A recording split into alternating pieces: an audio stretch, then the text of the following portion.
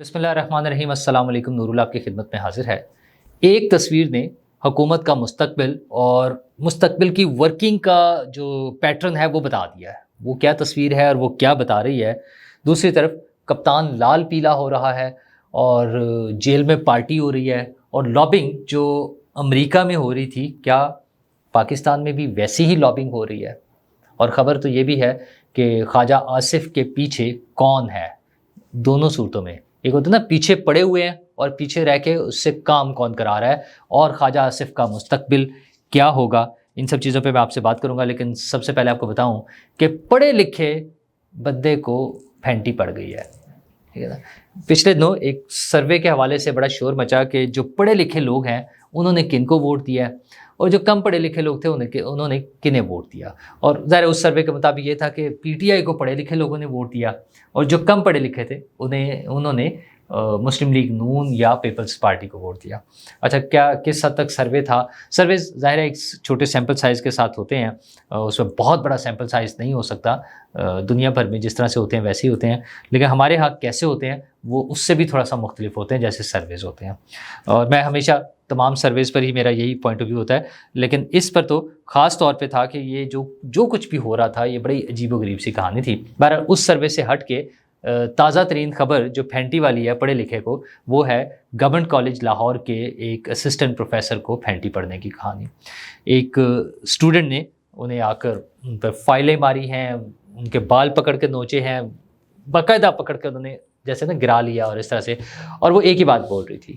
وہ اسٹوڈنٹ جو ہے وہ کہہ رہی تھی، اس سے کہہ رہی تھی بول، اور لوگوں سے کہہ رہی تھی پوچھیں اس سے کہ اس نے کتنی زندگیاں تباہ کی ہیں، بولو اب۔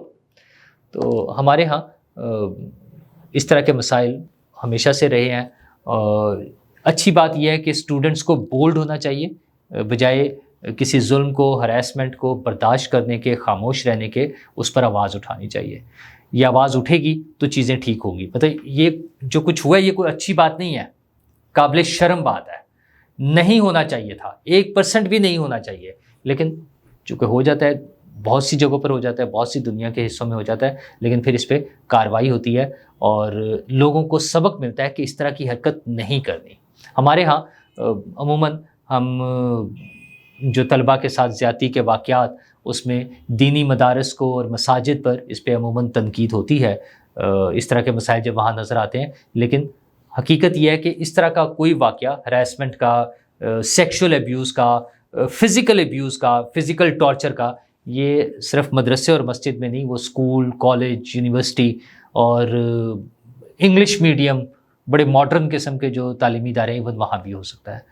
تو ان تمام تعلیمی اداروں کی انتظامیہ، وہاں پر پڑھنے والے تمام طلباء کے والدین اور اوورال حکومت، ان سب کا فرض ہے کہ ایسے واقعات کو روکنے کے لیے اقدامات اٹھائیں۔ ایسا ایک بھی واقعہ نہیں ہونا چاہیے، اور اس کا طریقہ یہی ہے کہ جب کوئی ایسا واقعہ ہو گیا ہے تو اس کو سزا ملنی چاہیے، اور مطلب سزا وہ موب جسٹس والا کام نہیں ہونا چاہیے، وہ جو کے پی کے جو گورنر، وہ وزیر اعلیٰ صاحب فرما رہے تھے نا، علی امین گنڈا پور صاحب، کے جا کے سر میں اینٹ مار دو۔ قانون کے مطابق اس کا فیصلہ ہونا چاہیے اور سزا ملنی چاہیے، اور ایسی سزا ہو لوگوں کو سبق ملے کہ ہمارے بچے بچیاں جو تعلیمی اداروں میں ہیں یا ورک پلیس پر ہیں وہ محفوظ ہونے چاہیے۔ اس حوالے سے مطلب کوئی کمپرومائز کرنا، کوئی اس قسم کی ضرورت نہیں ہے۔ امید ہے حکومت، موجودہ حکومت پنجاب میں خاص طور پہ جب ہم دیکھتے ہیں خاتون وزیر اعلیٰ جس نے کہا تھا کہ خواتین جو ہے وہ میری ریڈ لائن ہے، تو اب ہم دیکھیں گے کہ وہ ریڈ لائن کے حوالے سے حکومت کیا اقدامات کرتی ہے۔ اچھا، حکومت جو اقدامات کرے گی سو کرے گی۔ حکومت نے تو ایک زبردست قسم کا اقدام عمران خان صاحب کے لیے کیا ہوا ہے، جن کے بارے میں آج سوشل میڈیا پہ جب خبریں آ رہی تھیں کہ عمران خان نے تقریباً 6 ماہ میں جیل میں 35 لاکھ روپے کا کھانا کھایا ہے۔ اچھا جی، مسئلہ یہ ہے کہ اسپیشل ارینجمنٹس عمران خان کے لیے، کیا واقعی تمام سابق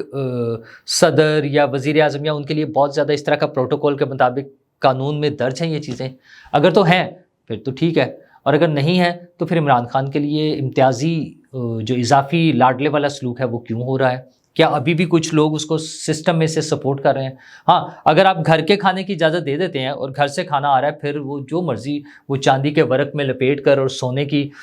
پلیٹوں کے ساتھ آئے، وی ڈونٹ مائنڈ، اگر وہ قانون میں اجازت ہے اس بات کی، لیکن ادروائز یہ نہیں ہونا چاہیے۔ اور میرے خیال میں تو سابق صدر یا سابق وزیر اعظم کے لیے بھی ایکسٹرا آرڈنری سا، مطلب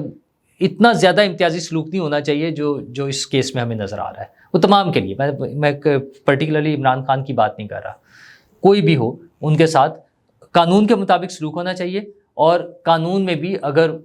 کوئی ایکسٹرا فیورز مل رہے ہیں تو اس کو بھی امینڈ کر لینا چاہیے۔ اگر ایکسٹرا زیادتی ہو رہی ہے اس کو بھی ٹھیک کریں، زیادتی بھی نہیں ہونی چاہیے، لیکن ایکسٹرا فیورز، مطلب وہ جیل میں پارٹی والا سین نہیں ہونا چاہیے نا، جیل ہے، سزا ہوئی ہے اور قید باب مشقت ہوئی ہے، تو وہاں پارٹیاں چل رہی ہیں کہ وہ دیسی ککڑ اور وہ شتر مرغ، اور مطلب یہ ساری چیزیں آف دی ریکارڈ ہے یہ ساری، اور یہ نان اتھینٹک کہہ لیں، اتھینٹک سورسز والی نہیں ہے باتیں کہ جو ہے نا فارمل حکومتی ذرائع سے کوئی ڈاکومنٹ ہو گئی ہوں چیزیں، وہاں نہیں ہے، لیکن بہرحال یہ ساری باتیں ہو رہی ہیں، اس حوالے سے بھی دیکھنا چاہیے۔ اور خان صاحب کے لیے آپ کو پتہ نا لابنگ فرمز انہوں نے ہائر کی ہوئی تھیں امریکہ میں،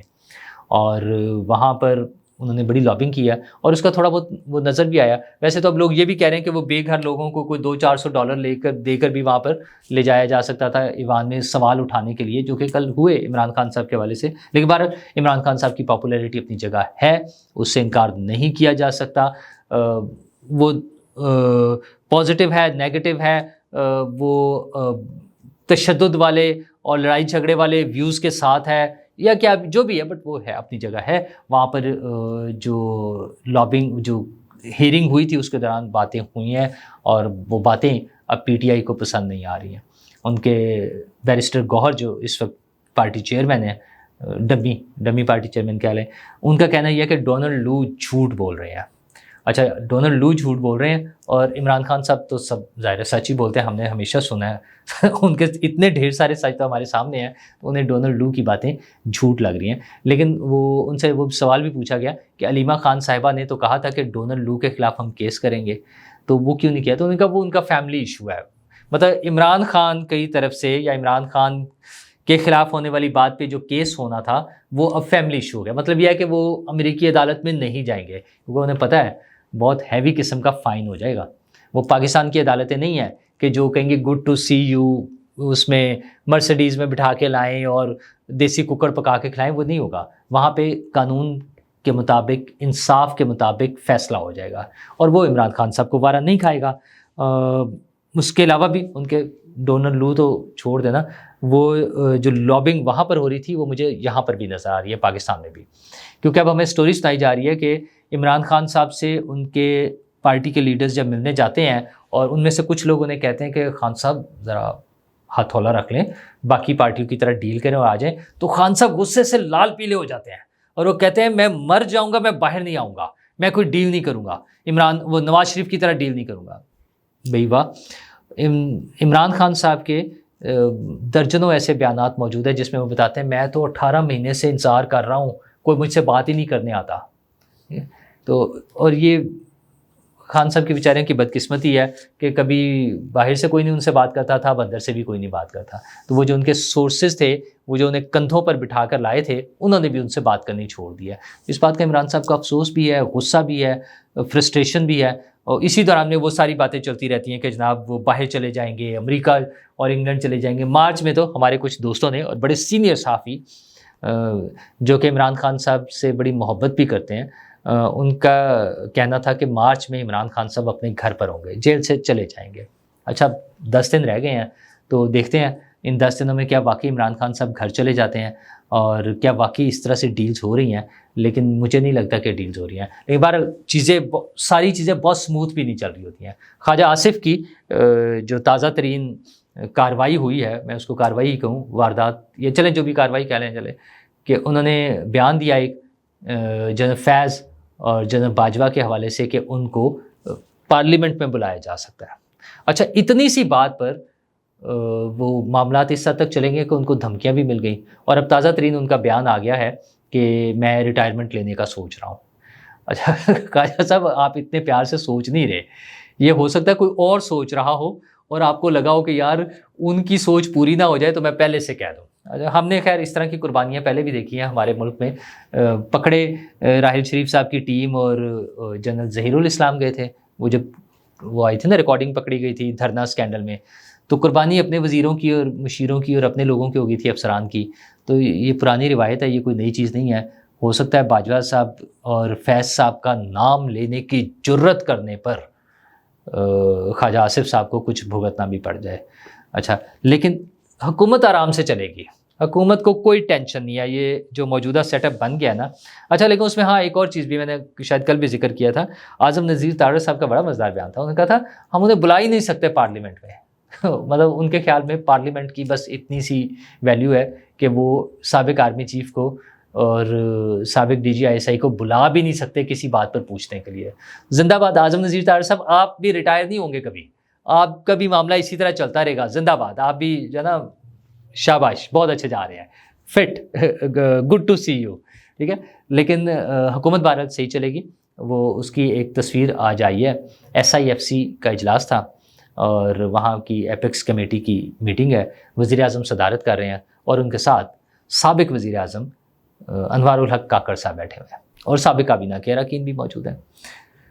مزیدار چیز کیا ہے، ہمارے ہاں تو ایک سابق ہو جائے تو دوسرا اس سے ہاتھ نہیں ملانا پسند کرتا، اس کے سلام کا جواب نہیں دیتے. یہ جو محبتیں اور یہ جو خلوص اور اکٹھا اور پیار نظر آ رہا ہے نا، یہ اس لیے نظر آ رہا ہے کہ فیصلہ یہ ہوا ہے کہ سب تمیز سے چلیں گے. یہ کوئی یہ نہیں ہے کہ میری حکومت بن گیا بس میں بادشاہ ہوں اور میں چلوں گا، نہیں، یہ سب کی حکومت ہے،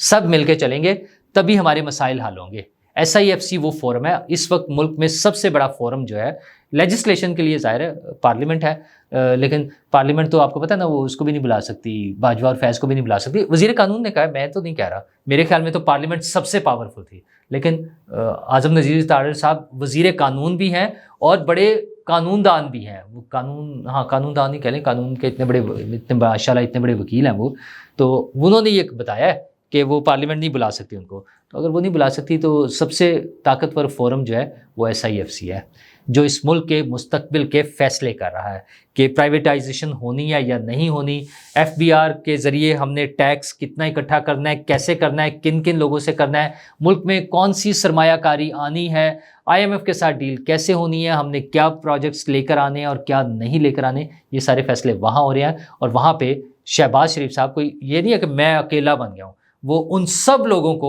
جنہوں نے پہلے کام کیا ہوا ہے ان کو، مطلب میں اس کو اپریشیٹ بھی کروں گا کہ اس چیزوں کے تسلسل کے حوالے سے اچھا ٹھیک ہے یار، جو چیزیں ہو چکی ہیں وہ سب لوگ بھی آن بورڈ ہیں کہ کیا کام ہو چکے تھے. اور اس کے ساتھ یہ بھی ایک کلیئر پکچر ہے، یہ کلیئر ایک انڈیکیشن ہے کہ وہ جو کام ہوئے وہ ختم نہیں ہو گئے، وہ بھی انہیں ساتھ بٹھانے کا مطلب یہ ہے کہ جو سفر ہم نے شروع کیا تھا اکانومی کے حوالے سے SIFC کا، وہ اسی طرح سے کنٹینیو رہے گا. ہاں ان پٹ تو ظاہر آئے گی نہیں، سجیشنز بھی آ سکتی ہیں، کچھ پروگرامز بدل بھی سکتے ہیں، تھوڑا بہت پلس مائنس بھی ہو سکتا ہے، لیکن وہ سفر رکے گا نہیں. تو وہ جو مساق